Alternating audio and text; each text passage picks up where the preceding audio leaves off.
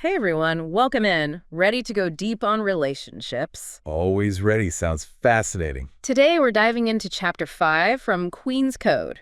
The book all about understanding men, how that can seriously transform your relationships. That's the one. This chapter especially. Wow, it gets into the nitty-gritty of intimacy. It really does. More than just what people want, though. It's like what those desires actually do for men on a deeper level. Exactly. We're introduced to two couples in this chapter. Two couples. Okay, tell me more. First, you've got Karen and Mike. They're trying for a family. Then there's Kimberly and Matthew. They're separated now. Separated. Interesting. Yeah, and Kimberly, she's on this whole self-discovery journey, learning a lot from her grandmother, Claudia. Ah, the wise grandmother figure. Gotta love that. She's got a unique perspective on relationships, that's for sure. What makes her so unique?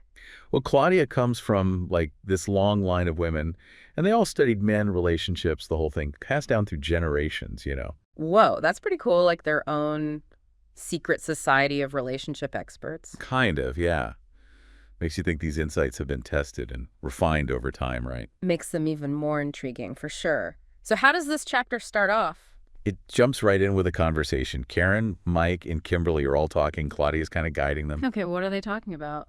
Mike, he just lays it all out there, gives this powerful monologue about what sex provides for him. More than just the physical stuff, I bet. You got it. It goes way deeper. He's talking about emotional fulfillment, even spiritual stuff, heavy stuff. Wow, really gets you thinking. For sure, it challenges that whole idea that for men, it's purely physical, right? Yeah, like there's always got to be more to it than that. Mike describes it as this source of deep connection, vulnerability even, like it gives him purpose. That's beautiful, actually. I wonder how Karen reacts to that. Oh, she's totally caught off guard, like completely blindsided by how honest he's being. Had she never realized this about him before? She admits she hadn't truly grasped how deep his needs went. Which brings us to a major takeaway for everyone listening, I think. What's that? It's not about wanting sex, it's understanding what it provides for your partner. Like that can change everything about how you approach intimacy. Huge shift in perspective. Got to move past those assumptions. Really get into your partner's head, their experience. Makes sense. Did Mike say anything else about that? He had this one line really stuck with me. There is no substitute. Nothing even comes close. Wow. Yeah, it makes it clear how vital this understanding is for him. Totally. It makes you think, what if we all took the time to figure out what our partners are truly seeking from intimacy? Right. So much to unpack there. And then the book introduces this idea of a sexy tank. A sexy tank? That's a new one. What's that all about? It's basically all the things that make someone ready, like receptive and available for intimacy. Different for everyone, of course. I love that. Like a fuel gauge, but for your love life. Exactly. And for Mike, it's things like, mental clarity after a good day at work, a solid workout. Oh, feeling accomplished. Yeah. That and feeling emotionally safe with Karen. That's a big one. Makes total sense. Feeling secure in the relationship, that's huge. But I bet what fills his sexy tank is way different from what fills Karen's. Oh, absolutely. That's the whole point, right? We all have different needs. So we got to understand and support each other's unique sexy tanks. Kind of like learning each other's love language, but for intimacy. Exactly. What works for one person might not do a thing for the other. Communication is key. Being open to learning about what your partner needs. Totally. Now imagine this. Your sexy tank is full, you're ready to connect, but your partner, they're just not in the same headspace. Oof. Yeah, that's got to be frustrating. Been there. What do you do about that? Well, that's where the book brings up this idea of pumpkin hours. Pumpkin hours, huh? Okay, you got to explain this one. Think Cinderella, right? Midnight strikes, everything goes wrong. Oh, bad timing. Yeah. Exactly. Pumpkin hours are those times when, even if you're coming from a good place, any kind of invitation for intimacy, it's going to be unwelcome, maybe even cause resentment. Love that analogy. Lighthearted, but serious message. Right. Got to be in tune with your partner, their state of mind. Even the best intentions can backfire if the timing's off.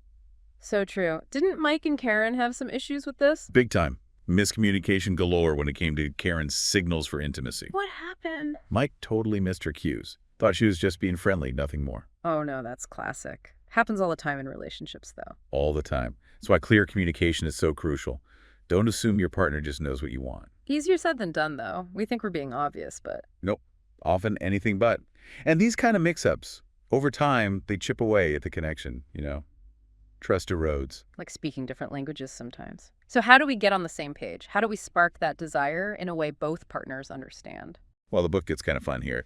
Introduces jump starts and desserts. Heard of those? I have not. Sounds intriguing. Tell me more. Okay, so jump starts. Those are like specific words, phrases, touches, things that instantly turn your partner on. Like a secret code. Kinda. The book calls it yee-hawing your partner. Like slapping that cowboy hat, horse takes off running. I love that. Yeehawing. Definitely using that. But what about desserts? What are those? Think of those pleasurable activities, anytime, anywhere. Might lead to more, might not. The point is, it feels good. Okay, I like where this is going. And it's not about tricks or techniques. It's about figuring out what truly creates desire for both of you. Makes sense. It's got to be genuine, right? Exactly. Claudia emphasizes the most powerful aphrodisiac is your partner wanting to be with you. Absolutely. No amount of tricks can replace that. She even leaves us with a little challenge. We'll let your imagination run wild on what your jump starts and desserts might be. Ooh, I like that. Listeners, what are yours? Think about it. So much to explore. Figure out what truly sparks that desire for you and your partner. Right. So much fun to be had. But while Karen and Mike are figuring out sexy tanks and jump starts, what's Kimberly up to? She's on her own path. Hmm. Went from being shy, avoiding sex altogether, to now. She's curious, wanting a fulfilling sexual relationship. Big change. That's amazing. Good for her. It's inspiring, right? Yeah. Shows it's never too late to explore your desires, change how you relate to intimacy. Totally. Any hints about where her journey goes next? Oh yeah, Claudia mentions this upcoming lesson on cover charges. What you require before engaging in different levels of intimacy. Whoa, cover charges. Now that's a concept I haven't heard before. What you think, huh? Definitely does. What are your non-negotiables when it comes to intimacy? What helps you feel safe, respected, desired? Lots to ponder. A lot to ponder indeed. Back again. Last time, remember, we left Kimberly on the verge of learning about cover charges from her grandmother, Claudia. Yeah, what do you think about that whole concept so far? It's kind of like, whoa, a different way to think about boundaries and intimacy, you know? For sure. It's all about self-respect. Instead of just reacting in the moment, you figure out what you need to feel good before anything happens. Not just about a literal price tag, right? More like understanding what makes you comfortable moving forward with someone. Exactly. And this applies to different levels of intimacy, too. Different levels, huh? Interesting. Yeah, think about it. Holding hands, that might have a low cover charge, but something more intimate. That requires more trust, more connection, right? You got it. Like, you got to recognize your own worth, not settling for less than what you deserve. Makes total sense. It's like I wouldn't jump in a pool without checking how deep it is first. Gotta know what I'm getting into. Perfect analogy. Claudia really stresses this. Think about it beforehand. Before you're in a situation where you feel pressured. So you can make choices that align with your values, your needs. I love that. This is hitting home for me, honestly. We've all been there, right? Feeling pressured, not knowing how to say no, regretting it later. Oh yeah, we've all been there.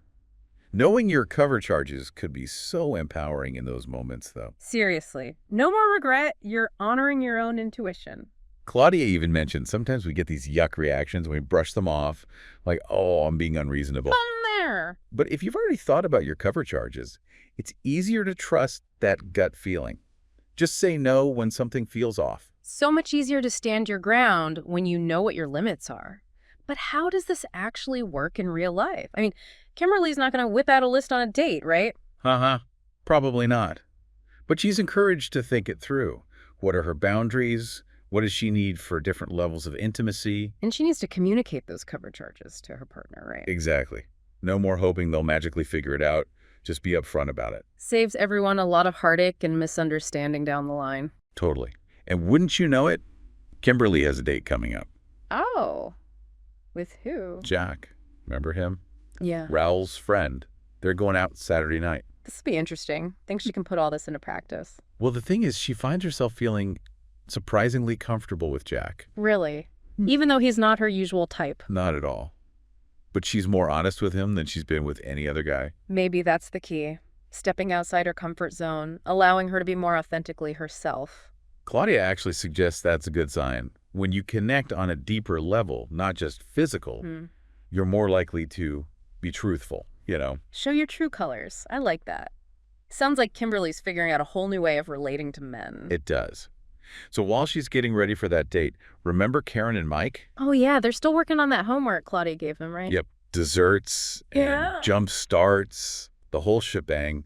How do you think that's going for them? I bet there are some fun discoveries in store. Well, Karen's having a bit of trouble at first. Figuring out Mike's desserts, what those would even be. Yeah. She catches herself falling into that self-criticism trap. Like she should just know after 20 years of marriage. Exactly.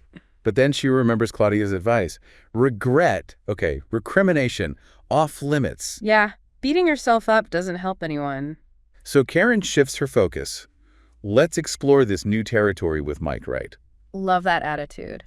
It's so easy to get stuck blaming ourselves or our partners, but that gets you nowhere. Curiosity is so much better. Right.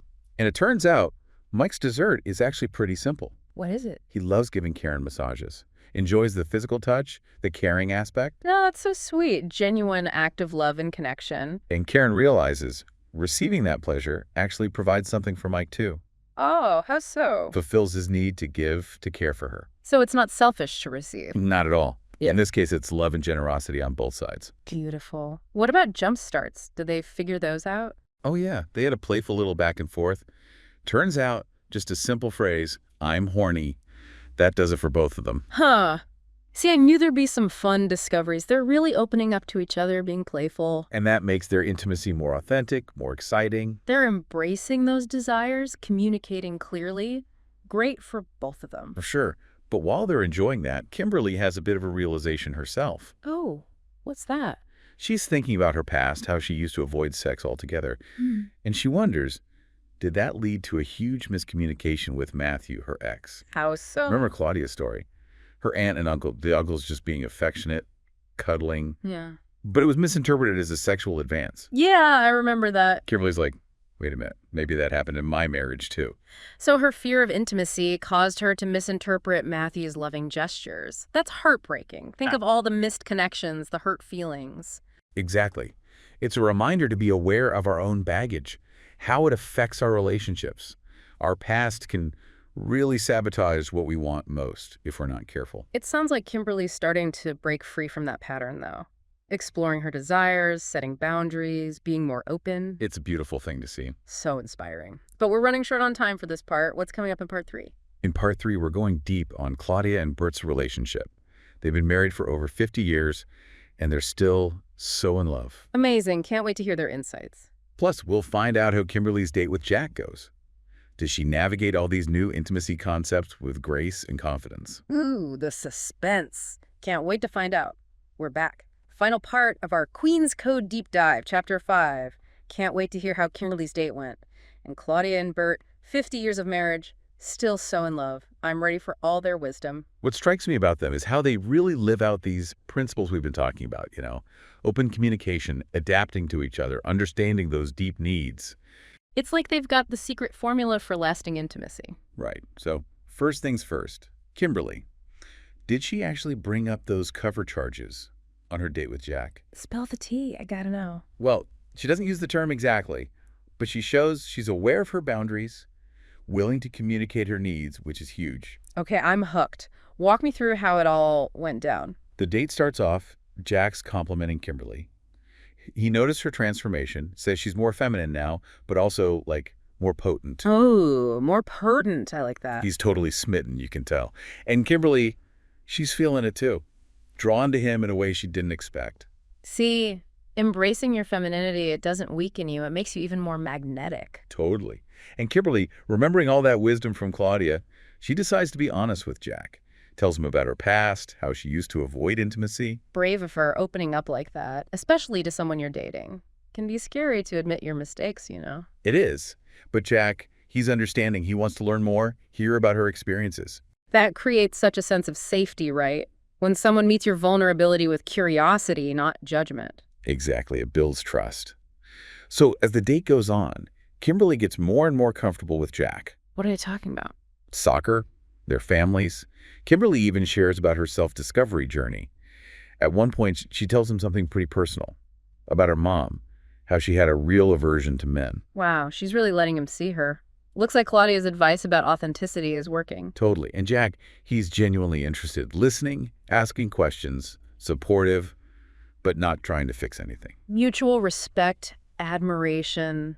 That's the foundation for a strong relationship right there. Absolutely. Kimberly might just be finding a guy who can appreciate her for her. So happy for her. Now let's switch gears a bit. Claudia and Bert, that 50-year love story. Remember, they're the gold standard here. What's their secret? Seriously, I'm taking notes. Well, it's not just one thing, right? It's a whole bunch of factors working together. Open communication, willingness to adapt, knowing each other's needs, and they put in the work to keep that spark alive, even after all these years. Makes you wonder, how do they do it? There's this one conversation they have, really illuminating, about Viagra. Viagra. Okay, wasn't expecting that. Tell me more. I know, right? But stick with me, it's good. Claudia explains how when Viagra first came out, lots of women saw it as, men being selfish, just focused on their own pleasure. Yeah, that was a common reaction back then. But Claudia, she makes this argument, Viagra can actually be an act of providing. Woo, flip the script. Never thought about it like that. Right. She points out, men can have orgasms without erections. But erections, those are primarily for the woman's pleasure. Oh, okay. Yeah, that makes sense. So Bert, by taking Viagra, he's making sure he can fully satisfy Claudia. Give her the experience she desires. It's not just about him anymore. It's about wanting to please his partner. Exactly. And Claudia, she's grateful. She appreciates that he's willing to do whatever it takes to bring her that pleasure. That's beautiful. Even after 50 years, they're still putting each other's needs first, keeping that intimacy alive. It shows that in a healthy relationship, both people are invested in making sure everyone feels satisfied. It's not a competition. It's about balance, making sure everyone feels loved and cherished. That's what it's all about, right? This deep dive has been amazing. Learned so much about communication, intimacy, really understanding our partners. What's the one big takeaway you hope listeners walk away with? I think it's this. A truly fulfilling, intimate relationship, it takes work.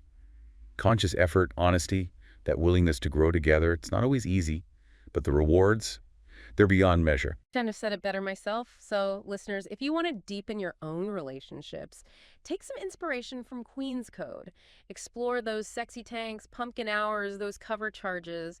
You might be surprised what you learn about yourself and your partner. Thanks for joining us on this journey into the world of relationships and intimacy. Until next time.